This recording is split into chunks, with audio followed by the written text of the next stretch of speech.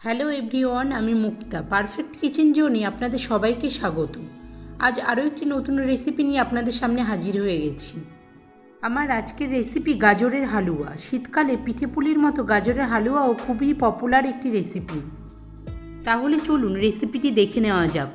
তার আগে যারা এখনও আমার চ্যানেলটি সাবস্ক্রাইব করেনি, প্লিজ আমার চ্যানেলটি সাবস্ক্রাইব করে দেবেন আর পাশে থাকা বেল আইকনটি প্রেস করে দেবেন। গাজরের হালুয়ার জন্য সবার প্রথমে আমি এখানে 500 গ্রাম গাজর নিয়েছি। আমি যে গাজরটি এখানে নিয়েছি সেটি আপনারা চাইলে বাজারে সবসময় পেয়ে যেতে পারেন, কিন্তু আরেক ধরনের লম্বা যে গাজরগুলো আছে সেটি দিয়েও এই রেসিপিটি করা যেতে পারে। এবারে গাজরটাকে খোসা ছাড়িয়ে ভালো করে ধুয়ে নিয়েছি, তবে গাজরের বোটার দিকটা রেখে দিয়েছি কারণ এতে গাজরগুলো গ্রেট করতে সুবিধা হবে। এখন গাজরগুলোকে আমি গ্রেট করে নেব।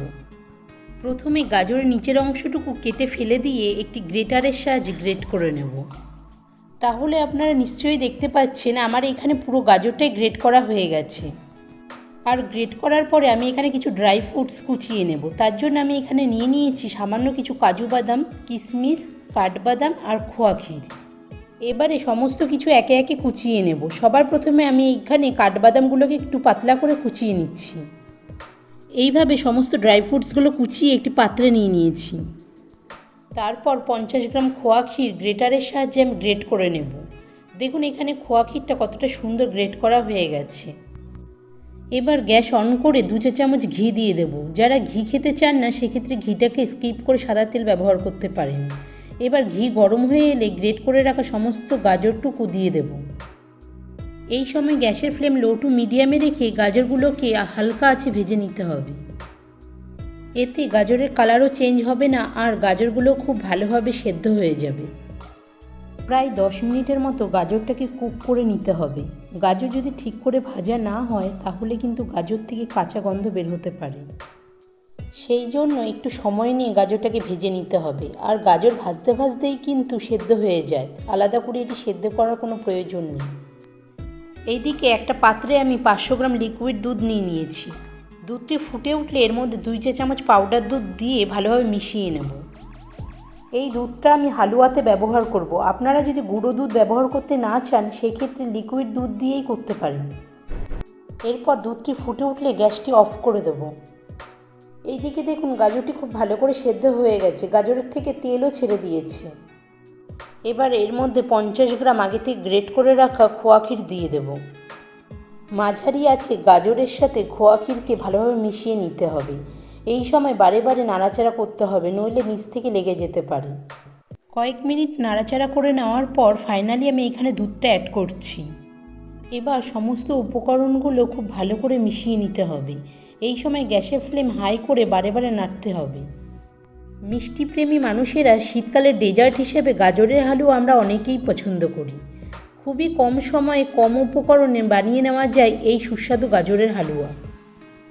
দেখুন আমাদের গাজরের হালুয়াটা বেশ অনেকটাই হয়ে এসেছে। আমি যতটুকু দুধ এইখানে দিয়েছিলাম প্রায় পুরোটাই শুকিয়ে এসেছে।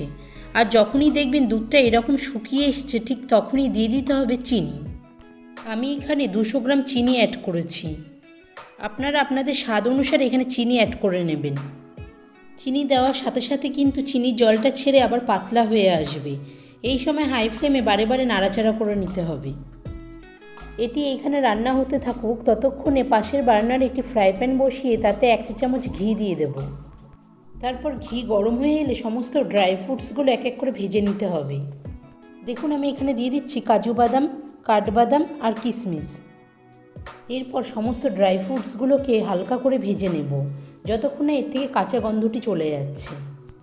ড্রাই ফ্রুটসগুলো আমার ফ্রাই করা হয়ে গেছে। এবার এইগুলো হালুয়ার সাথে মিশিয়ে আরও 2 থেকে 3 মিনিট কুক করে নেব।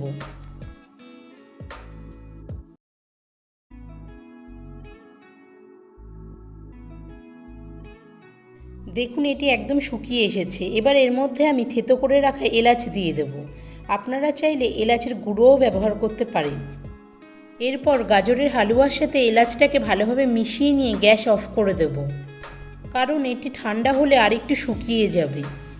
এরপর আপনারা যেমনটা খেতে ভালোবাসেন ঠান্ডা অথবা গরম পরিবেশন করে নেবেন। আজকের রেসিপিটি যদি আপনাদের ভালো লাগে তাহলে অবশ্যই কমেন্টে জানাতে ভুলবেন না। আবার দেখা হচ্ছে পরবর্তী একটি ভিডিও নিয়ে আপনাদের সাথে। ততক্ষণ সবাই ভালো থাকবেন, সুস্থ থাকবেন। নমস্কার।